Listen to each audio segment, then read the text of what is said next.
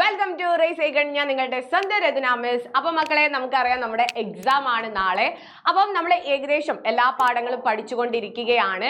ഇനി നമുക്ക് നോക്കേണ്ടത്, ഇനി നമ്മൾ എസ് എഴുതുന്ന ചില കാര്യങ്ങൾ നമ്മൾക്ക് ശ്രദ്ധിക്കണം. 6 മാർക്കിന്റെ എസ്സേക്ക് കൃത്യമായിട്ടും അതിന്റെ ഘടനയ്ക്ക് കൂടെ മാർക്ക് ഉള്ളത് കൊണ്ട് നമ്മൾ ഉപന്യാസം, പ്രഭാഷണം, മുഖപ്രസംഗം, അതുപോലെ തന്നെ നമ്മുടെ ആസ്വാദനക്കുറിപ്പ്, കഥാപാത്ര നിരൂപണം, ഈ കാര്യങ്ങൾ നമ്മൾ എഴുതുന്നതിൽ ചില കാര്യങ്ങൾ നമ്മൾ ശ്രദ്ധിക്കണം. നമുക്ക് അതിന്റെ മോഡൽ ക്വസ്റ്റ്യൻസും ഒക്കെ എന്ത് ചെയ്യാം നോക്കിയിട്ട് ഇന്നത് പഠിക്കണം. ഓക്കെ, ഇന്നത് എന്നല്ല, ഈ വീഡിയോയോട് കൂടെ നിങ്ങൾ അത് പഠിക്കണം, എഴുതി നോക്കണം. അല്ലെ, വെറുതെ നിങ്ങൾ ക്ലാസ് കണ്ടാൽ പോരാ, ഓ എനിക്ക് മനസ്സിലായി എന്ന് വിചാരിക്കുന്നതിന് പകരം നിങ്ങൾ എന്ത് ചെയ്യുക, ഒന്നെങ്കിലും മിസ് ഇവിടെ തന്നിട്ടുള്ള മോഡൽ ചോദ്യങ്ങളൊക്കെ ഒന്ന് സ്വന്തമായിട്ട് ഒരു പേപ്പറിൽ നിങ്ങൾക്ക് എഴുതാൻ പറ്റുന്നുണ്ടോ, ഒരു 1.5 പുറം ഒരു 3 പാരഗ്രാഫ് ആയിട്ട് നിങ്ങൾക്ക് സ്വന്തമായിട്ട് ഉത്തരം എഴുതാൻ പറ്റുന്നുണ്ടോ എന്ന് നിങ്ങൾ നോക്കിക്കൊള്ളണം. അപ്പൊ വീഡിയോയിലേക്ക് എല്ലാവർക്കും സ്വാഗതം. വീഡിയോ ആദ്യമായിട്ട് കാണുകയാണെങ്കിൽ ചാനൽ സബ്സ്ക്രൈബ് ചെയ്യാനും മാക്സിമം നിങ്ങളുടെ ഫ്രണ്ട്സിന് ഷെയർ ചെയ്ത് കൊടുക്കാനും നിങ്ങൾ മറന്നു പോകരുത്. അതുപോലെ തന്നെ ഇനി നിങ്ങൾക്ക് എന്താണ് വേണ്ടത് എന്നുള്ളത് നിങ്ങൾ വീഡിയോന്റെ അടിയിൽ കമന്റ് ചെയ്യുക. അപ്പൊ നമുക്ക് വീഡിയോയിലേക്ക് കടക്കാം. ആദ്യം തന്നെ നമുക്ക് അതായത് ഉപന്യാസം ഉപന്യാസം എഴുതുന്ന സമയത്ത് എൻ്റെ മക്കളെ എന്തൊക്കെ ശ്രദ്ധിക്കണം എന്നൊന്ന് നമുക്ക് നോക്കാം. ഉപന്യാസം അധികവും നമുക്ക് വരാൻ സാധ്യതയുള്ളത് ഇതിൽ നിന്നും, പാഠഭാഗങ്ങളിൽ നിന്നും വരാൻ സാധ്യതയുള്ളത് ആദ്യ ഭാഗങ്ങളിൽ നിന്നൊക്കെ എന്താണ് ഉപന്യാസം ചോദിക്കും. അപ്പോൾ നിങ്ങൾ ഫസ്റ്റ് ഉപന്യാസം എന്ന് കേൾക്കുന്ന സമയത്ത് ചോദ്യത്തിൽ നിങ്ങൾക്ക് എന്താണ് ഒരു വിഷയം തന്നിരിക്കും, അല്ലെങ്കിൽ നമ്മൾ ഇപ്പോൾ കുറച്ച് മിസ് തലക്കെട്ടുകൾ പഠിപ്പിച്ചു തരാം. ആ തലക്കെട്ടിൽ ഏതെങ്കിലും ഒന്ന് വിഷയവുമായിട്ട് യോജിക്കുന്ന ഒരു തലക്കെട്ട് നിങ്ങൾ എന്ത് കൊടുക്കണം, ആദ്യം കൊടുക്കണം. അപ്പോൾ ഒന്നാമത് നമ്മൾ ചെയ്യേണ്ടത് ഈ തലക്കെട്ട് ഫസ്റ്റ് നിങ്ങൾ 6 മാർക്കിന്റെ ക്വസ്റ്റ്യൻ കാണുന്നേരം നിങ്ങളെ മൈൻഡിലേക്ക് വരണം. ഇതിന് ഘടന ശ്രദ്ധിക്കണം, ഘടനയ്ക്ക് മാർക്ക് ഉണ്ട് എന്നുള്ളത് നിങ്ങളെ മൈൻഡിലേക്ക് വരണം, വെറുതെ എഴുതി പോകരുത്. അപ്പൊ നമ്മൾ ആദ്യം എന്താണ് തലക്കെട്ട് കൊടുത്തുകൊള്ളണം. അതിനുശേഷം നമ്മൾ എന്ത് ചെയ്യണം, മിനിമം ഒരു 3 പാരഗ്രാഫ് നമ്മുടെ എസ്സേക്ക് ഉണ്ടായിരിക്കണം എന്ന് നമ്മൾ മനസ്സിൽ കരുതുക. ഞാൻ എന്താണ് ആദ്യം കൊടുക്കേണ്ടത് എന്നുള്ളത് ആലോചിച്ചോളണം. ഒന്നാമത്തേത് എന്താണ്, ഒന്നാമത്തേത് ആദ്യ പാരഗ്രാഫിൽ ആമുഖമായിരിക്കണം. 3 പാരഗ്രാഫിൽ അല്ലെങ്കിൽ 3 പാരഗ്രാഫിൽ ആദ്യത്തേത് നമ്മൾ ആമുഖം കൊടുക്കുക. എന്താണോ വിഷയം ആ വിഷയത്തെക്കുറിച്ച്, ഇപ്പൊ യുദ്ധത്തെക്കുറിച്ച് ചോദിക്കുകയാണെങ്കിൽ നിങ്ങൾക്ക് സ്നേഹത്തെക്കുറിച്ചോ യുദ്ധം എന്താണ്, ഒരു വിനാശകാരിയാണ് എന്ന് സൂചിപ്പിക്കുന്ന ഒരു 3-4 വരിയിൽ ഒരു ചെറിയ ഇൻട്രൊഡക്ഷൻ കൊടുത്തിട്ട് എന്ത് ചെയ്യുക, നമ്മുടെ പാഠഭാഗങ്ങൾ അതുപോലെ തന്നെ നമുക്കറിയുന്ന കാര്യങ്ങൾ വിശദീകരിക്കാം. അപ്പോൾ ഒരു ചെറിയ ആമുഖം കൊടുക്കുക. ശേഷം നമ്മുടെ പാഠഭാഗം, പിന്നെ അതുപോലെ തന്നെ നമുക്കറിയുന്ന ആ വിഷയവുമായിട്ട് നമുക്കറിയുന്ന കുറച്ച് ഡീറ്റെയിൽസ്, മറ്റ് കഥകൾ, അതുപോലെ തന്നെ മറ്റ് കാര്യങ്ങൾ, അങ്ങനെയുള്ളത് കോട്ടിങ്സ്, ഇതൊക്കെ കൊടുക്കേണ്ടതാണ് സെക്കൻഡ് പാരഗ്രാഫ്. തേർഡ് പാരഗ്രാഫിൽ നമ്മുടെ ഇന്നത്തെ സമൂഹത്തിൽ എന്താണ് ആ വിഷയത്തിനുള്ള സ്ഥാനം, ആ വിഷയവുമായി ബന്ധപ്പെട്ട് ഇന്നത്തെ സമൂഹത്തിൽ നടക്കുന്ന കാര്യങ്ങൾ, ഇപ്പോൾ യുദ്ധങ്ങളൊക്കെ ആണെങ്കിൽ ഇന്നത്തെ സമൂഹത്തിൽ എന്തൊക്കെയാണ് നമ്മൾ യുദ്ധങ്ങൾ കൊണ്ട്, അല്ലെ, ഇന്ന് ഇസ്രായേൽ പാലസ്തീൻ യുദ്ധമാണെങ്കിൽ പോലും എന്തൊക്കെ വിനാശകരമാണ് നമ്മുടെ സമൂഹത്തിന് ഉണ്ടായിട്ടുള്ളത്, അല്ലെ, എത്ര ജനങ്ങളാണ് അതിലൂടെ മരണപ്പെട്ടിട്ടുള്ളത്, എത്ര സ്വപ്നങ്ങളാണ് പൊലിഞ്ഞു പോയിട്ടുള്ളത് എന്നീ കാര്യങ്ങളൊക്കെ നിങ്ങൾ എന്ത് ചെയ്യണം, പറഞ്ഞുകൊണ്ട് അവസാനിപ്പിക്കുക. ഇങ്ങനെ നമ്മുടെ ഒരു പേപ്പർ ഇങ്ങനെയാണെങ്കിൽ അതിൻ്റെ ഒരു ഭാഗവും അപ്പുറത്തെ ആ പേജിൻ്റെ, ഇതിപ്പോൾ ഒരു പേജ് ആണെങ്കിൽ ഈ ഒരു സൈഡിൽ ആമുഖം കൊടുക്കുക, ശേഷം നമ്മൾ ബാക്കിയുള്ള കാര്യങ്ങളൊക്കെ വിശദീകരിക്കുക, ശേഷം എന്താണ് നമ്മളുടെ കൺക്ലൂഷൻ. അപ്പോൾ ഒരു 1.5 പുറം നിങ്ങൾ എന്ത് ചെയ്യുക, മാക്സിമം നിങ്ങളുടെ 6 മാർക്കിന് എഴുതിയിരിക്കണം.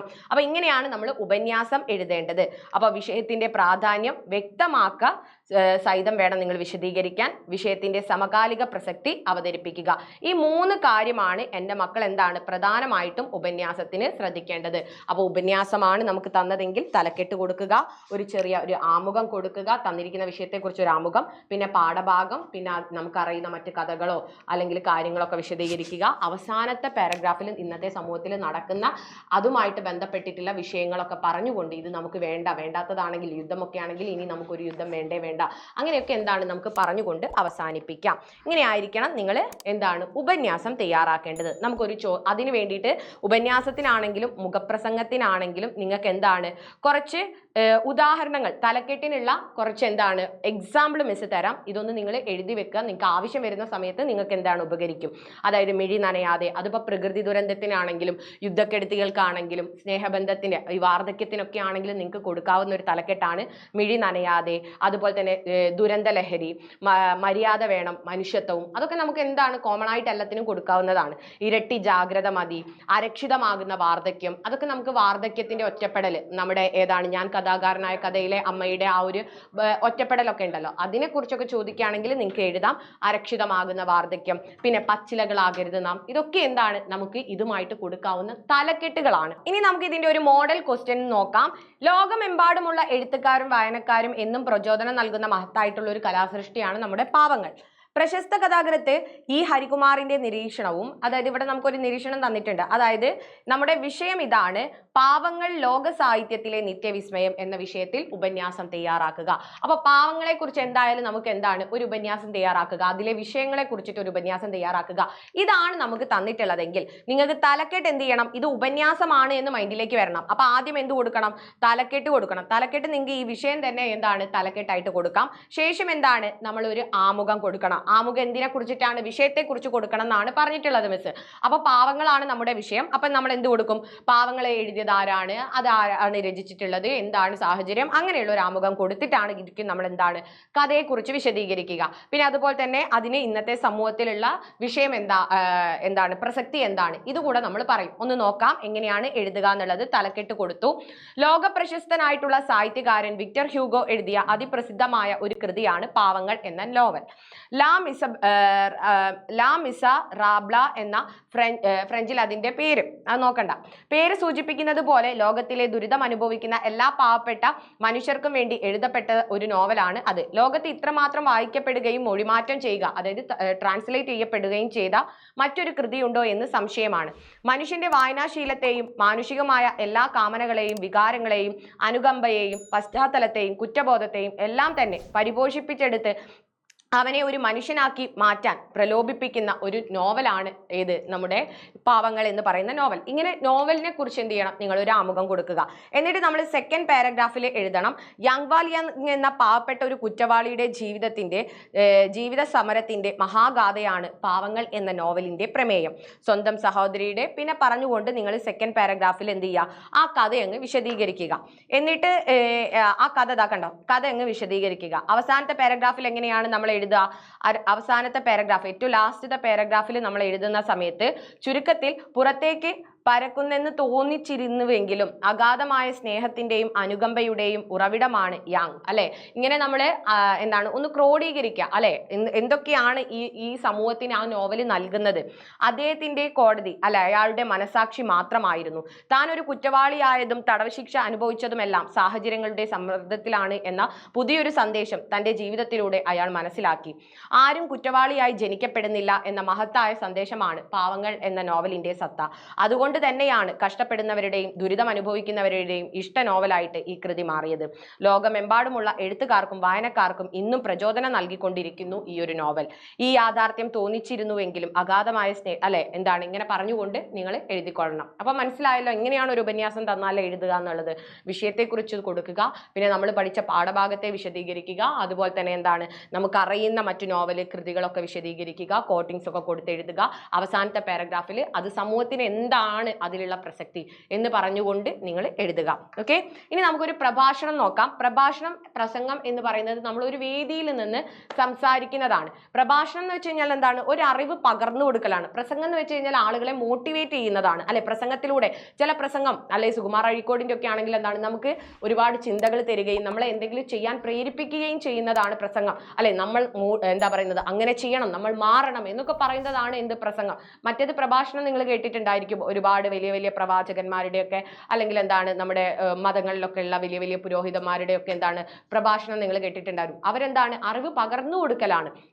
അപ്പം ഇതാണ് പ്രഭാഷണവും പ്രസംഗവും തമ്മിലുള്ള വ്യത്യാസം. അപ്പൊ നിങ്ങൾ എഴുതുന്ന സമയത്ത് ആദ്യം എന്ത് ചെയ്യണം, സംബോധന കൊടുക്കണം. സംബോധന എന്ന് വെച്ച് കഴിഞ്ഞാൽ മാന്യ സദസ്സിന് നമസ്കാരം, അങ്ങനെ എന്തെങ്കിലും പറഞ്ഞുകൊണ്ട് നമ്മൾ വേദിയിലാണല്ലോ, അപ്പോൾ ഓഡിയൻസിനെ നമ്മൾ എന്ത് ചെയ്യണം, വെൽക്കം ചെയ്തുകൊണ്ട് നമ്മൾ തുടങ്ങുക. അതിനുശേഷം നമ്മൾ എന്ത് ചെയ്യുക, ഈ പറഞ്ഞ കാര്യങ്ങൾ തന്നെ എല്ലാത്തിലും നമ്മൾ ഈ പറഞ്ഞ പാരഗ്രാഫ് തന്നെയാണ് വേണ്ടത്. ആമുഖം, പിന്നെ അതുപോലെ തന്നെ നമ്മൾ വിഷയത്തെ കുറിച്ചിട്ട് ചർച്ച ചെയ്യുന്നു. പക്ഷേ അതിന് ഓരോന്നിനും എന്താണ്, ഉപന്യാസം എന്ന് പറയുന്നത് നമ്മൾ ആ സാഹിത്യ രൂപത്തിൽ എഴുതുന്നതാണ്. പക്ഷെ പ്രസംഗം എന്ന് വെച്ച് കഴിഞ്ഞാൽ നമ്മൾ എന്താണ് കാര്യങ്ങൾ സംസാരിക്കലാണ്. അപ്പൊ നമുക്ക് അവിടെ ചോദ്യങ്ങൾ ചോദിക്കാം, അല്ലേ, അല്ലെ, അങ്ങനെ ആയിരുന്നില്ലേ, ഇന്ന് സംസാരിച്ചിരുന്നപ്പോൾ. നമ്മളപ്പോൾ അവിടെ പറയുന്നത് പോലെ ആ പ്രസംഗത്തിന്റെ ഭാഷയിൽ എഴുതുക എന്നുള്ളതാണ് വ്യത്യാസം വരുന്നത്. അപ്പൊ കാര്യങ്ങളെ അടുക്കും ചിട്ടയോടും കൂടി അവതരിപ്പിക്കുക, വിഷയത്തിന്റെ ഇന്നത്തെ പ്രസക്തി വ്യക്തമാക്കണം, സദസ്സിനോട് ചോദ്യങ്ങൾ ഉന്നയിക്കുന്ന രീതിയിൽ വേണം, അതായത് ചോദ്യചിഹ്നമൊക്കെ ഇട്ടുകൊണ്ട് വേണം നിങ്ങൾ പ്രസംഗം അല്ലെങ്കിൽ പ്രഭാഷണം എഴുതാൻ വേണ്ടിയിട്ട്. പിന്നെ അതുപോലെ തന്നെ പ്രശസ്ത ആളുകളുടെ വചനങ്ങളൊക്കെ അവരുടെ കോട്ടിങ്സ് ഒക്കെ കൊടുത്തുകൊണ്ട് എഴുതാം. സ്വന്തം നിരീക്ഷണം, അവസാനം എന്ത് വേണം, നന്ദി, നമസ്കാരം. ഇങ്ങനെ 3 പാരഗ്രാഫ് തന്നെയാണ് ഏതിലും വേണ്ടത്, നമ്മുടെ പ്രഭാഷണത്തിലും വേണ്ടത്. നമുക്കൊരു മോഡൽ നോക്കാം. എന്താണ്, യുദ്ധത്തെക്കുറിച്ച് എന്തായാലും നമുക്ക് എന്താണ് ഒരു എസ്സേ വരാൻ സാധ്യതയുണ്ട്. പിന്നെ കുറെ തവണ റിപ്പീറ്റ് ചെയ്തത് കൊണ്ട് ചോദിക്കുമോ എന്ന് നമുക്ക് അറിയില്ല. എന്നാലും എന്താണ്, ഒരുവിധം എല്ലാ വർഷവും ചോദിക്കുന്ന ഒരു ചോദ്യമാണ്, യുദ്ധം സർവ്വവിനാശകരം, അല്ലെങ്കിൽ ഇനി ഒരു യുദ്ധം നമുക്ക് വേണ്ട, അല്ലെങ്കിൽ ഇപ്രാവശ്യം അധികവും ക്രോധത്തെ കുറിച്ചായിരിക്കും, അല്ലെ, നമുക്ക് ഒരുപാട് കൊലപാതകമൊക്കെ നടന്നതുകൊണ്ട് ദേഷ്യത്തെ കുറിച്ചൊക്കെ എന്താണ് ഒരു ചോദ്യം വരാൻ സാധ്യതയുണ്ട്. അപ്പം നമുക്ക് ആദ്യം അല്ലെ പ്രഭാഷണമാണ് അല്ലെങ്കിൽ പ്രസംഗമാണ്. അപ്പൊ നമ്മൾ എന്ത് ചെയ്യണം, മാന്യ സദസ്സിന് നമസ്കാരം അല്ലെ വന്ദനം പറഞ്ഞു തുടങ്ങാം. നമ്മുടെ തലമുറയിലെ ഇന്ത്യക്കാർ സത്യത്തിൽ ഭാഗ്യവാന്മാരാണ്. യുദ്ധക്കെടുതി എന്നാൽ നമുക്ക് വിലക്കയറ്റവും വിദേശത്ത് നിന്ന് തൊഴിൽ നഷ്ടപ്പെട്ട് വരുന്നവരും വിദ്യാഭ്യാസം പാതിയിൽ നിർത്തേണ്ടി വരുന്നവരും ഒക്കെയാണ്. യഥാർത്ഥ യുദ്ധക്കെടുതികൾ എന്നാൽ കൂട്ടമരണങ്ങളും തലമുറകളിലേക്ക് പടരുന്ന ജനിതക രോഗങ്ങൾ, അനാഥത്വം, സമ്പത്തിന്റെയും ജീവനോപാധിയുടെയും നാശം എന്നിവയെല്ലാമാണ്. ഇതിഹാസ ആയുധമായിട്ടുള്ള മഹാഭാരത യുദ്ധത്തിൽ യുദ്ധം ജയിച്ചെന്ന് വിശ്വസിച്ച പാണ്ഡവർക്ക് പോലും പലതും നഷ്ടപ്പെട്ടുന്നു. യുദ്ധത്തിൽ ആരും ജയിക്കുന്നില്ല, നാശനഷ്ടങ്ങളും നഷ്ടപ്പെടലുകളും മാത്രമാണ് അവശേഷിക്കുന്നത് എന്ന മഹത്തായ പാഠമാണ് മഹാഭാരത യുദ്ധം നമുക്ക് പകർന്നു തരുന്നത്. ഇങ്ങനെ നമ്മൾ എന്ത് ചെയ്യണം, യുദ്ധത്തെ കുറിച്ചിട്ട് ഒരു ഇൻട്രൊഡക്ഷൻ നിങ്ങൾ പഠിക്കുക. യുദ്ധം എന്നാൽ നമ്മൾ ഇന്ത്യക്കാർ ഭാഗ്യവാന്മാരാണ്, നമുക്ക് എന്താണ് വിലക്കയറ്റമൊക്കെയാണ്. പക്ഷെ നമ്മൾ ഇന്നേ വരെ ഒരിക്കലും എന്താണ് യുദ്ധത്തിന്റെ തീവ്രത അല്ലെങ്കിൽ ആ ഭയാനകമായിട്ടുള്ള അവസ്ഥ മനസ്സിലാക്കിയിട്ടില്ല. അത് യുദ്ധം എന്ന് വെച്ച് കഴിഞ്ഞാൽ ഇങ്ങനെയൊക്കെയാണ്, കൂട്ടമരണമാണ്, തലമുറകളിലേക്ക് പടരുന്ന രോഗങ്ങൾ ഉണ്ടായിരിക്കും, അനാഥത്വം ഉണ്ടായിരിക്കും. ഇതൊക്കെയാന്ന് പറഞ്ഞ് ചെറിയൊരു ഇൻട്രൊഡക്ഷൻ നിങ്ങൾ പഠിച്ചു വെക്കുക. എന്നിട്ട് നമ്മൾ പാഠഭാഗം പറയാ. അതിന് ഉത്തമ ഉദാഹരണമാണ് മഹാഭാരതം. എന്നിട്ട് ആരൊക്കെയാണ് അങ്ങോട്ടും ഇങ്ങോട്ടും സഹോദരങ്ങൾ തമ്മിലുള്ള ഒരു യുദ്ധമായിരുന്നു. ഇരുപക്ഷത്തും എന്താണ്, ആരും അവശേഷിക്കാതെ എല്ലാവരും എന്താണ് അല്ലെ മരണത്തിന് കീഴ്പ്പെടേണ്ടി വരുന്ന, ഒരു ഭൂരിഭാഗം ജനങ്ങളും മരണത്തിന് കീഴ്പ്പെടേണ്ടി വരുന്ന ഒരു അവസ്ഥയിലാണ് യുദ്ധം അവസാനിക്കുന്നത് എന്നൊക്കെ പറഞ്ഞുകൊണ്ട് ആരൊക്കെ കൊന്നു കാര്യങ്ങളൊക്കെ വിശദീകരിക്കുക. എന്നിട്ട് നമ്മൾ എന്ത് ചെയ്യണം, അവസാനം ഇത് കഥയൊക്കെ വിശദീകരിച്ചതിന് ശേഷം നിങ്ങൾ പറയണം അവസാനത്തെ പാരഗ്രാഫ് അല്ലെ, നമ്മൾ ആദ്യം ഇൻട്രൊഡക്ഷൻ കൊടുത്തു, പിന്നെ പാഠം വിശദീകരിച്ചു. അവസാനത്തെ പാരഗ്രാഫിൽ നിങ്ങൾ എഴുതണം, സമാധാനത്തിന് മാത്രമേ രാഷ്ട്രങ്ങളും ജനതകളും നേരിടുന്ന മൗലിക പ്രശ്നങ്ങൾക്ക് പരിഹാരം കാണാൻ കഴിയൂ എന്ന തിരിച്ചറിവ് നാം നേടേണ്ടതുണ്ട്. യുദ്ധം മനുഷ്യവംശത്തിന് നാശനഷ്ടങ്ങൾ മാത്രമേ എന്താണ് സമ്മാനിക്കുകയുള്ളൂ, അല്ലെ, എന്താണ് ഇത്തരത്തിൽ പറഞ്ഞിട്ടുള്ള നാശനഷ്ടങ്ങൾ മാത്രമേ സമ്മാനിക്കുകയുള്ളൂ. യുദ്ധം ഒരു പ്രശ്നവും പരിഹരിക്കുന്നില്ല. അത് നമുക്ക് എന്താണ് ഇപ്പൊ നടന്നിട്ടുള്ള ഇസ്രായേൽ പാലസ്തീൻ യുദ്ധത്തിൽ വരെയാണെങ്കിൽ നമുക്ക് മനസ്സിലാക്കാൻ കഴിഞ്ഞിട്ടുള്ള ഒന്നാണ് എന്നൊക്കെ പറഞ്ഞുകൊണ്ട് നിങ്ങൾ എഴുതണം. രാഷ്ട്രങ്ങൾ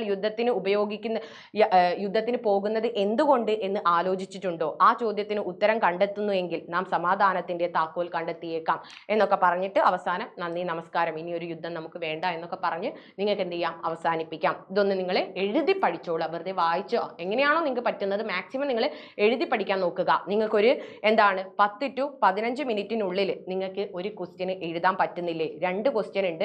അപ്പൊ എന്താണ്, ഒരു 30 മിനിറ്റ് എന്തായാലും നിങ്ങൾ എസ്സേക്ക് വേണ്ടി മാറ്റി വെക്കുക. മാക്സിമം നിങ്ങൾ ഒരു 20 മിനിറ്റ് കൊണ്ട് എഴുതി തീർത്ത് കഴിഞ്ഞാൽ ഒരു 10 മിനിറ്റ് നിങ്ങൾക്ക് എന്താണ് അവസാനം അതൊന്നുകൂടെ പോളിഷ് ചെയ്യാനുള്ള സമയം കിട്ടും. ബാക്കിയുള്ള 1 മണിക്കൂർ എന്ന് പറയുന്നത് നമ്മൾ 4 മാർക്കിന് ഡിവൈഡ് ചെയ്യണം. അരമണിക്കൂർ 4 മാർക്കിന് ഡിവൈഡ് ചെയ്യുക. അല്ലെങ്കിൽ എന്താണ് ഒരു 35 മിനിറ്റ് അരമാർക്കിന് ഡിവൈഡ് ചെയ്യുക. ബാക്കിയുള്ള ഒരു 10-15 മിനിറ്റ് 1 മാർക്കിന്റെയും 2 മാർക്കിനും ഡിവൈഡ് ചെയ്യുക. ഇങ്ങനെ സമയം ഡിവൈഡ് ചെയ്തിട്ട് തന്നെ നിങ്ങൾ പഠിക്കുക. ഓക്കെ. ഇനി മുഖപ്രസംഗം എഴുതുന്ന സമയത്തും ഇതേപോലെ തന്നെയാണ് അല്ലെ, നമ്മൾ ഉപന്യാസം എഴുതുന്നത് പോലെ തന്നെയാണ്. പക്ഷെ എന്താണ്, സാഹിത്യ ഭാഷ അവിടെ വേണ്ട. കൃത്യമായിട്ട് നേരത്തെ പറഞ്ഞതുപോലെ തന്നെ ആമുഖം അല്ലെ, വിഷയം പറയുക, പിന്നെ അതുപോലെ തന്നെ ഉപസംഹാരം. അപ്പോൾ എഴുതുന്ന സമയത്ത് നിങ്ങൾ ഇങ്ങനെ എഴുതണം. ഇതൊരു പത്രത്തിൽ വരുന്ന വാർത്തയാണ്. മുഖപ്രസംഗം എന്ന് പറയുന്നത് പത്രത്തിൽ വരുന്ന വാർത്തയാണ്. അപ്പോൾ പത്രത്തിൽ വരുന്ന വാർത്തയായതുകൊണ്ട് തന്നെ എന്താണ്, തലക്കെട്ടുണ്ടായിരിക്കും. പിന്നെ എന്താണ്, പത്രത്തിന്റെ ഒരു ഭാഷയിൽ വേണം എഴുതാൻ. അതിൽ കൂടുതൽ സാഹിത്യവും പൊലിപ്പിച്ച് എഴുതൊന്നും വേണ്ട. ഓക്കെ, അപ്പൊ നമുക്ക് നോക്കാം ഒരു മുഖപ്രസംഗം നോക്കാം. ഇവിടെ എഴുത്തച്ഛന്റെ, അതായത് എഴുത്തച്ഛന്റെ എഴുത്തിനെ കുറിച്ചിട്ടൊക്കെ നമുക്കൊരു ചോദ്യം വരാൻ സാധ്യതയുള്ള, ഏറ്റവും കൂടുതൽ സാധ്യതയുള്ള ഒരു ചോദ്യമാണ് എഴുത്തച്ഛന്റെ എഴുത്തിന്റെ പ്രത്യേകത. അതായത് എഴുത്തച്ഛന്റെ, ഇവിടെ ചോദിച്ചത് അതല്ല, ഇവിടെ ചോദിച്ചത് എന്താണ്, എഴുത്തച്ഛന്റെ ഉപദേശത്തിന്റെ ഇന്നത്തെ പ്രസക്തിയാണ്. കാരണം ഇന്നും എന്താണ്, കൂട്ടക്കൊലകളും ഒക്കെ നടക്കുന്നുണ്ട്. അപ്പോൾ നിങ്ങൾക്ക് കൃത്യമായിട്ട് ഇതന്നെ പഠിച്ചു വെച്ചാൽ എന്താണ്, നിങ്ങൾക്ക് ഏകദേശം ഒരുവിധം എല്ലാത്തിലും എഴുതാൻ പറ്റും. അപ്പൊ നമുക്കൊരു തലക്കെട്ട് കൊടുക്കാം, വിതയ്ക്കാം സ്നേഹവിത്തുകൾ എന്ന് കൊടുക്കാം. എന്നിട്ട് സ്നേഹം പോലെ തന്നെ മനുഷ്യനെ എത്രയും പെട്ടെന്ന് സ്വാധീനിക്കുന്ന ഒരു വികാരം തന്നെയാണ് ക്രോധം. എന്നാൽ സ്നേഹത്തിന്റെ വിപരീത ഫലം ഉണ്ടാക്കുന്നതാണ് ക്രോധം അഥവാ ദേഷ്യം. വ്യക്തിയുടെ ജീവിതത്തിന്റെയും സമൂഹത്തെയും അതെങ്ങനെ നശിപ്പിക്കുന്നു എന്നതാണ്. അതിന് തെളിവുകൾ തേടി ഏറെയൊന്നും അന്വേഷിക്കേണ്ടതില്ല. ദിവസവും പുറത്തിറങ്ങുന്ന വർത്തമാന പത്രങ്ങളുടെ താളുകളിലൂടെ കണ്ണോടിച്ചാൽ മതി. എത്രയെത്ര കൊലപാതകങ്ങൾ, അടിപിടി, പോകലുകൾ, പിടിച്ചുപറികൾ, പീഡനങ്ങൾ, വഞ്ചനകൾ, ഇതെല്ലാം സംഭവിക്കുന്നതിന്റെ പിറകിലെ വികാരം മറ്റെന്താണ്? അത് ക്രോധമാണ്. വിവേകമില്ലാത്തവന്റെ ആയുധമാണ് ക്രോധം. ഇങ്ങനത്തെ പോയിന്റ്സ് ഒക്കെ നിങ്ങളൊന്ന് പഠിച്ചു വെക്കുക. പിന്നെ അതുപോലെ തന്നെ അതുകൊണ്ടാണ് ക്രോധം പരിത്യജിക്കണം ബുധജനം എന്ന് എഴുത്തച്ഛന് പറയേണ്ടി വന്നത്. ആശയം കൊണ്ട് അസാധ്യമാകാത്തത് അല്ലെ എന്താണ്, പറഞ്ഞ തരത്തിലുള്ള, അതായത് ആശയം കൊണ്ട് അസാധ്യമാവാത്തത് ക്രോധമാണ്. ക്രോധം എന്താണ്, മേൽപ്പറഞ്ഞ തരത്തിലുള്ള ദുരന്തങ്ങൾക്ക് നമ്മുടെ സമൂഹം എന്താണ്, സാക്ഷിയാകേണ്ടി വരുന്നു. ഇത്തരത്തിലുള്ള ക്രോധം നമ്മൾ പരിത്യജിച്ചിട്ടില്ലെങ്കിൽ മേൽപ്പറഞ്ഞിട്ടുള്ള ദുരന്തങ്ങൾക്ക് സമൂഹം സാക്ഷിയാകേണ്ടി വരും. എന്നിട്ട് പറഞ്ഞിട്ട് നിങ്ങൾ എഴുതിക്കൊള്ളണം കേട്ടോ. ക്ഷിപ്ര കോപത്താൽ അഹങ്കരിക്കപ്പെടുന്ന ഒരു തരം നിഷേധ സംസ്കാരമാണ് ഇന്ന് സമൂഹത്തെ, പ്രത്യേകിച്ച് യുവജനങ്ങളെ ഭരിക്കുന്നത് എന്ന് പറയേണ്ടി വരും. രാഷ്ട്രീയത്തിലും ക്യാമ്പസ് പ്രണയത്തിൽ പോലും മുന്നിട്ട് നിൽക്കുന്നത് ക്രോധജന്യമായിട്ടുള്ള വിവേകശൂന്യത തന്നെയാണ്. എഴുത്തച്ഛൻ ഇത്തരം ഒരവസ്ഥ മുന്നേ കണ്ടു എന്നതാണ് സത്യം. ക്രോധം പിടിച്ചു കഴിഞ്ഞാൽ അല്ലെ എന്താണ്, ആ ക്രോധം നമ്മിൽ എന്താണ്, അത്രത്തോളം വേര് പിടിച്ചു കഴിഞ്ഞാൽ എന്നാണ് മനസ്സിലുണ്ടാക്കുന്ന അനർത്ഥത്തെ പറ്റി അദ്ദേഹം എണ്ണി പറഞ്ഞിട്ടുണ്ട്. ക്രോധം മാതാപിതാക്കളെ കൊല്ലുന്നു, സഹോദരങ്ങളെ കൊല്ലുന്നു, അതുപോലെ തന്നെ എന്താണ്, ആത്മമിത്രങ്ങളെ കൊല്ലുന്നു, നമ്മുടെ സുഹൃത്തുക്കളെ കൊല്ലുന്നു, ഭാര്യമാരെ കൊല്ലുന്നു. അത് മനസ്താപം മാത്രമേ ഉണ്ടാക്കുന്നുള്ളൂ. ആസക്തി പൂണ്ട മനസ്സുകളെ സംസ്കാര ജീവിതത്തിൽ നിന്നും എന്താണ്, അത് തളച്ചിടുന്നു. ഇങ്ങനെ ക്രോധം കൊണ്ട് എന്തൊക്കെ മോശം അവസ്ഥകളാണ് നമുക്കുണ്ടാകുന്നത് എന്ന് പറയണം. എല്ലാത്തിലും ഉപരി അത് നമ്മുടെ ധർമ്മചിന്തകളെ തന്നെ തകർക്കുന്നു. അതിനാൽ ക്രോധം പരിത്യജിക്കണം ബുധജനം, അതായത് ബുധജനം എന്ന് വെച്ചാൽ ആരാ മക്കളെ, അറിവുള്ളവർ എന്താണ്, ക്രോധം പരിത്യജിക്കണം എന്നാണ് എഴുത്തച്ഛൻ പറഞ്ഞിട്ടുള്ളത്. ഇങ്ങനെ പറഞ്ഞുകൊണ്ട് നിങ്ങൾ എഴുതിക്കൊള്ളണം. ഓക്കെ, അപ്പോൾ നമ്മൾ ആദ്യം നമ്മൾ യുദ്ധത്തെക്കുറിച്ച് അല്ലെങ്കിൽ എന്താ പറയുന്നത്, ക്രോധത്തെക്കുറിച്ച് ഒരു ഇൻട്രൊഡക്ഷൻ കൊടുക്കുന്നു. പിന്നെ അതിനുശേഷം ഇതിൽ 2 പാരഗ്രാഫേ ഉള്ളൂ. രണ്ടാമത്തെ പാരഗ്രാഫ് എന്ന് പറയുന്നത് നിങ്ങൾ പാഠഭാഗം കാര്യങ്ങൾ വിശദീകരിച്ച് എഴുതിക്കൊള്ളണം. അതിലുള്ള കോട്ടിങ്സ്, എഴുത്തച്ഛൻ പറഞ്ഞിട്ടുള്ള ഏതെങ്കിലും ഉദാഹരണമൊക്കെ പറഞ്ഞുകൊണ്ട് നിങ്ങൾ എഴുതുക. മൂന്നാമത്തെ നിങ്ങളുടെ പാരഗ്രാഫിൽ ആയിരിക്കണം നിങ്ങൾ എന്താണ്, നമ്മൾ ക്രോധം പരിത്യജിക്കണം അല്ലെങ്കിൽ ക്രോധം എന്താണ് ഒഴിവാക്കണം എന്ന് പറഞ്ഞിട്ടുണ്ട് എന്ന് പറഞ്ഞുകൊണ്ട് അവസാനിപ്പിച്ചോളാം. സമൂഹത്തിൽ എന്തൊക്കെയാണ് നടക്കുന്നത് അല്ലെ, മാതാപിതാക്കളെ കൊല്ലുന്നത്, സഹോദരന്മാരെ കൊല്ലുന്നത്, പീഡനം, അങ്ങനത്തെ കാര്യങ്ങളൊക്കെ പറഞ്ഞുകൊണ്ട് നമ്മൾ എന്താണ്, ക്രോധം ഇനി നമുക്ക് വേണ്ട അല്ലെ, നല്ലൊരു സമൂഹത്തിനായി നമുക്ക് എന്ത് ചെയ്യാം, നന്മയുടെ ലോകം കെട്ടിപ്പടുക്കാനായി ഇത്തരം ക്രോധം നമുക്ക് ഒഴിവാക്കാം എന്നൊക്കെ പറഞ്ഞുകൊണ്ട് നിങ്ങൾക്ക് എഴുതാവുന്നതാണ്. ഇനി നമ്മൾക്ക് മറ്റൊരു ചോദ്യമാണ് അല്ലെ, നമുക്ക് വരുന്ന മറ്റൊരു ചോദ്യമാണ് എന്ത്, കഥാപാത്ര നിരൂപണം. കഥാപാത്ര നിരൂപണം 6 മാർക്കിന് ചോദിക്കുന്ന സമയത്ത് നിങ്ങൾ എന്ത് ചെയ്യുക, ആരുടെ കഥാപാത്ര നിരൂപണമാണോ ചോദിച്ചത് ആ പേര് നിങ്ങൾ എന്ത് ചെയ്യുക, തലക്കെട്ടായിട്ട് കൊടുക്കുക. ഓക്കെ, അതിനുശേഷം നിങ്ങൾ കൊടുക്കേണ്ടത് ആ പാഠം അല്ലെ, ആ കഥാപാത്രമുള്ള പാഠം, അത് എഴുതിയത് ആരാണ്, എഴുത്തുകാരൻ ആരാണ് എന്നുള്ളതൊക്കെ വിശദീകരിച്ച് ഇതിലെ കേന്ദ്ര കഥാപാത്രമാണ് അല്ലെ, ഈ ഒരു കഥയിലെ കേന്ദ്ര കഥാപാത്രം അല്ലെങ്കിൽ മുഖ്യ കഥാപാത്രമാണ് ഇന്ന വ്യക്തി എന്ന് പറഞ്ഞിട്ട് ഈ കഥാപാത്രത്തിന് മറ്റ് കഥാപാത്രങ്ങളോടുള്ള ബന്ധം പറയണം അല്ലെ. ഇത് ആരുടെയെങ്കിലും മകനോ അല്ലെങ്കിൽ ഇയാൾക്ക് വേറെ ഏതെങ്കിലും ആരുടെയെങ്കിലും അച്ഛനൊക്കെ ആണെങ്കിൽ ആ ബന്ധമൊക്കെ ഒന്ന് പറഞ്ഞിട്ട് നിങ്ങൾ വിശദീകരിക്കുക. പിന്നീട് അദ്ദേഹത്തിന്റെ രൂപം അല്ലെ, രൂപം, പിന്നെ അതുപോലെ തന്നെ ജോലി, അങ്ങനെയൊക്കെ പറഞ്ഞിട്ടുണ്ടെങ്കിൽ അതൊക്കെ വിശദീകരിക്കുക. പിന്നെ അതുപോലെ തന്നെ അതിനുശേഷം അല്ലെ, അദ്ദേഹം എങ്ങനെയാണ് ഈ കഥയെ മുന്നോട്ട് കൊണ്ടുപോകുന്നത്, ഈ കഥാപാത്രമാണ്, അദ്ദേഹത്തിന്റെ വ്യക്തിത്വം വെളിവാകുന്ന സംഭാഷണങ്ങൾ, സംഭാഷണം, സന്ദർഭം, അങ്ങനെയുള്ള കാര്യങ്ങളൊക്കെ പറഞ്ഞുകൊണ്ട് അവസാനം എന്ത് ചെയ്യണം, നല്ലൊരു കഥാപാത്രമാണെങ്കിൽ അല്ലെ, നമുക്കൊക്കെ മാതൃകയാക്കാവുന്ന നല്ലൊരു കഥാപാത്രമാണ് ഇന്ന വ്യക്തി എന്ന് പറഞ്ഞിട്ട് നിങ്ങൾക്ക് എന്ത് ചെയ്യാം, അവസാനിപ്പിക്കാം. അപ്പൊ നമ്മൾ ദുര്യോധന ദുര്യോധനന്റെ കഥാപാത്ര നിരൂപണമാണെങ്കിൽ നമുക്ക് എന്തൊക്കെ പറയാനുണ്ട് അല്ലെ? സ്വതവേ മഹാഭാരതം എന്ന ഇതിഹാസ കാവ്യത്തിൽ നല്ല ദുര്യോധനൻ എന്ന് പറയുന്നത് ഒരു ദുഷ്ട കഥാപാത്രമായിട്ട് അല്ലെങ്കിൽ തിന്മയുടെ മൂർത്തിമ ഭാവമായിട്ടാണ് നമ്മൾ എല്ലാവരും എന്താണ് ചിത്രീകരിക്കപ്പെട്ടിട്ടുള്ളത്. എന്നാൽ കുട്ടിക്കൃഷ്ണമാരാരുടെ ഭാരത പര്യടനത്തിലേക്ക് വരുന്ന സമയത്ത് ദുര്യോധനനെ സുയോധനനായിട്ട് കൂടെ കാണാൻ എന്താണ് കുട്ടിക്കൃഷ്ണമാരാർക്ക് കഴിയുന്നുണ്ട്. അപ്പൊ വീണ് കിടക്കുമ്പോഴും എന്താണ് അദ്ദേഹം തൻ്റെ വിധിയെ ചൊല്ലി ഒരിക്കലും പഴിക്കുന്നില്ല. തൻ്റെ വിധി ഇതാണ് എന്ന് വിചാരിച്ചുകൊണ്ട് എന്താണ് അതിനെ ഉൾക്കൊള്ളാൻ ശ്രമിക്കുന്ന ഒരു ദുര്യോധനനെയാണ് നമുക്ക് അവിടെ കാണാൻ പറ്റുന്നത്. ദുര്യോധനന് പ്രജകളോടുള്ള ആ ഒരു സ്നേഹം വെളിവാകുന്നതാണ്. അദ്ദേഹം വീണ് കിടക്കുന്ന സമയത്ത് പ്രജകളൊക്കെ എന്താണ് കണ്ണും നിറച്ച് അങ്ങോട്ടും ഇങ്ങോട്ടും ഓടുന്നത്. പിന്നെ അതുപോലെ തന്നെ എന്താണ് അദ്ദേഹം തൻ്റെ ഭാര്യയെക്കുറിച്ചും അച്ഛനമ്മമാരെയും കുറിച്ച് ആലോചിക്കുന്നതിന് മുന്നേ സ്വന്തം ഭാര്യയെക്കുറിച്ച് ചിന്തിക്കുന്നത് അതുകൊണ്ടാണ്. ഇങ്ങനെയൊക്കെ പറഞ്ഞിട്ട് നിങ്ങൾ വിശദീകരിച്ചോളണം. ഓക്കെ. പിന്നെ ക്ഷത്രിയ ധർമ്മം പാലിച്ചവൻ, അതുകൊണ്ടാണ് അദ്ദേഹം എന്താണ് ഒരാളെയും എന്താണ് അദ്ദേഹം ചതിയിലൂടെ കൊല്ലാൻ ശ്രമിച്ചിട്ടില്ല. അതുപോലെ നമ്മുടെ അശ്വത്ഥമാവിനെ സേനാധിപതി ആക്കുന്നത് പോലും എന്താണ് അദ്ദേഹം കൃത്യമായിട്ടുള്ള ആ ഒരു ധർമ്മം പാലിച്ചുകൊണ്ടാണ്. പിന്നെ അതുപോലെ തന്നെ സൗഹൃദത്തെ സൂക്ഷിക്കുന്നവനായിരുന്നു, പിതൃ സഹോദര സ്നേഹമുള്ളവനാണ്, ആഭിജാത്യവും ഹൃദയോന്നതിയുമുള്ള വ്യക്തിയായിരുന്നു ആര്? നമ്മുടെ ദുര്യോധനൻ. വിധിയിൽ വിശ്വസിക്കുന്നവനായിരുന്നു. ഇങ്ങനെയൊക്കെ പറഞ്ഞുകൊണ്ട് വിശദീകരിച്ചോളണം. പിന്നെ അശ്വത്ഥമാവിനെ കുറിച്ച് ചോദിക്കുകയാണെങ്കിൽ നിങ്ങൾ പറയണം ദ്രോണരുടെ പുത്രനാണ്, ദ്രൗണി എന്നാണ് വിളിക്കാറുള്ളത്. പിന്നെ അതുപോലെ തന്നെ അദ്ദേഹത്തിന്റെ ദുര്യോധനനോടുള്ള സ്നേഹം പറയണം. പിന്നെ പകയുടെ മൂർത്തിമ രൂപമായിട്ടാണ് ഇവിടെ എന്താണ് അശ്വത്ഥമാവിനെ ചിത്രീകരിച്ചിരിക്കുന്നത്. യുദ്ധം അവസാനിച്ച രാത്രി അല്ലെ പാണ്ഡവരുടെ ശിബിരത്തിൽ ചെന്ന് അശ്വത്ഥമാവ് അരുംകൊല നടത്തുകയാണ്. അപ്പോൾ ഒരു യുദ്ധത്തിന് ശേഷം മറ്റൊരു യുദ്ധം തുടങ്ങി വെക്കുന്നത് അശ്വത്ഥമാവാണ്. അങ്ങനെ എത്ര നിശബ്ദമായിട്ടുള്ള ശിബിരത്തിലേക്കാണോ അശ്വത്ഥമാവ് കയറി ചെന്നത് അത്രയും നിശബ്ദമായിട്ടുള്ള ശിബിരത്തിൽ നിന്നാണ് അശ്വത്ഥമാവ് തിരിച്ചിറങ്ങുന്നത്. അപ്പോൾ ആരെയൊക്കെയാണ് കൊന്നത് എന്നൊക്കെ പറഞ്ഞുകൊണ്ട് നിങ്ങൾ വിശദീകരിക്കുക. ശേഷം ബ്രഹ്മശിരസ് എന്ന് പറയുന്ന അത്രയ്ക്കും എന്താണ് ശക്തമായിട്ടുള്ള ആ ഒരു ആയുധം പ്രയോഗിക്കാൻ പോലും എന്താണ് അശ്വത്ഥമാവ് മടിക്കുന്നില്ല. പിന്നെ അതുപോലെ തന്നെ ഉത്തരയുടെ ഗർഭത്തിൽ അതെന്താണ് ഏഷണം എന്ന് പറഞ്ഞു വാശി പിടിക്കുന്നത്. ഇതൊക്കെ പറഞ്ഞുകൊണ്ട് നിങ്ങൾക്ക് എഴുതാം.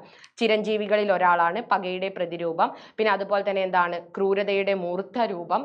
പിന്നെ പിതാവിനെ കൊന്നതിൽ പ്രതികാരദാഹി, എതിരാളിയുടെ വംശത്തെ ഒന്നടങ്കം ഇല്ലാതാക്കി സൗഹൃദത്തെ കരുതി ആത്മസമർപ്പണം ചെയ്യുന്നവൻ അല്ലെ. ദുര്യോധനനോട് അത്രയധികം സ്നേഹമുള്ള ഒരു വ്യക്തി കൂടെയാണ് അശ്വത്ഥമാവ്. പിന്നെ വ്യാസനോട് ആദരവുണ്ടായിരുന്നു. ഓക്കെ, ഇങ്ങനെ പറഞ്ഞുകൊണ്ട് നിങ്ങൾ എഴുതിക്കൊള്ളണം. അപ്പോൾ കഥാപാത്ര നിരൂപണം എഴുതാൻ ഇപ്പോൾ മനസ്സിലായിട്ടുണ്ടാന്ന് വിചാരിക്കുന്നു. പാഠം കാര്യങ്ങളൊക്കെ എഴുതുക, ആരാണ് എഴുതിയത്, ഇതിലെ കേന്ദ്ര കഥാപാത്രം പറയാം. പിന്നെ അതുപോലെ തന്നെ കഥാപാത്രത്തിന് ആ കഥയിലുള്ള സ്ഥാനം പറയാം, മുഖ്യ കഥാപാത്രമാണ് എന്നൊക്കെ പറഞ്ഞിട്ട് പിന്നെ മറ്റ് കഥാപാത്രങ്ങളോടുള്ള ബന്ധം പറയുക. പിന്നെ അദ്ദേഹത്തിൻ്റെ രൂപം സ്വഭാവം ഒക്കെ വ്യക്തമാക്കുന്ന സംഭാഷണ സന്ദർഭം ഇതൊക്കെ ഉൾപ്പെടുത്തിയിട്ട് വേണം നിങ്ങൾ വിശദീകരിക്കാൻ വേണ്ടിയിട്ട്. ഇനി നമുക്ക് ആസ്വാദനക്കുറിപ്പ് കഥയല്ല കേട്ടോ, കവിതയായിരിക്കും നമുക്ക് എക്സ്ട്രാ ആയിട്ട് തരിക.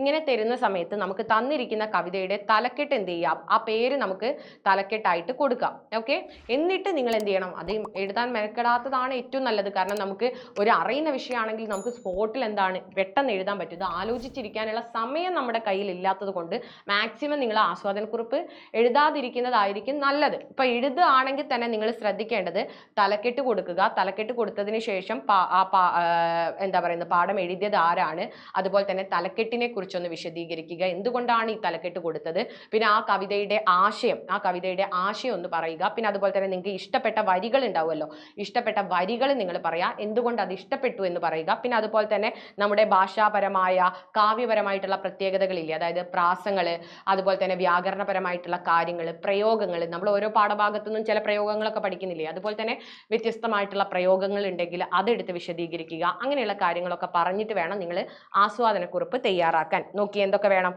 കഥാകാരനെ കുറിച്ച് ചെറുതായിട്ട് വിവരിക്കണം. കവിതയാണ് കേട്ടോ, അത് കവിതയാണ്. ഇതിപ്പോൾ കഥ എന്നാ തന്നത്, അത് കവിതയാക്കണേ. കവിത എഴുതിയിട്ടുള്ള എഴുത്തുകാരനെ കുറിച്ചിട്ട് പറയുക. പിന്നെ അതുപോലെ തന്നെ അതിൻ്റെ പ്രമേയം ഒന്ന് പറയണം.